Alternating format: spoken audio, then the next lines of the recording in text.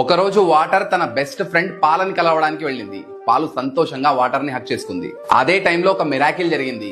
పాలతో కలిసిన నీటి ధర అమాంతంగా పెరిగిపోయింది. వాటర్ దీనికి షాక్ అయిపోయి, నేను మామూలు వాటర్నే కదా, నీతో కలవగానే నా విలువ ఎందుకింత పెరిగిపోయింది అని అడుగుతుంది. పాలు చిన్నగా నవ్వి అంటాయి, ఫ్రెండ్, నువ్వు నాతో కలిసినప్పుడు నీ రంగుని, నీ అస్తిత్వాన్ని వదులుకుంటావు, నీ ఒరిజినాలిటీని నా కోసం త్యాగం చేస్తావు. అందుకే నేను కూడా నీతో పాటు నా ఫ్రెండ్షిప్ ని నిలబెట్టుకుంటాను, నిన్ను కూడా నాతో కలుపుకొని నీ వాల్యూని అమాంతంగా పెంచేస్తాను అంటాయి. ఇది విన్న వాటర్, నువ్వు నా కోసం ఇంత చేసినప్పుడు నేను కూడా నీ కోసం ఏదో ఒకటి చేయాలి.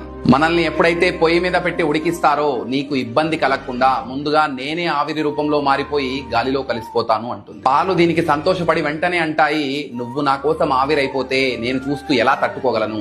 నేను కూడా పొంగి బయటికి వచ్చేస్తాను, మనల్ని విడదీయాలనుకుంటున్న మంటను ఆర్పేస్తాను అంటాయి. ఇది కదా అసలైన ఫ్రెండ్షిప్ అంటే, రిలేషన్షిప్ అంటే. ఒక పర్సన్ ఏదైనా అవతలి వాళ్ళ కోసం త్యాగం చేసినప్పుడు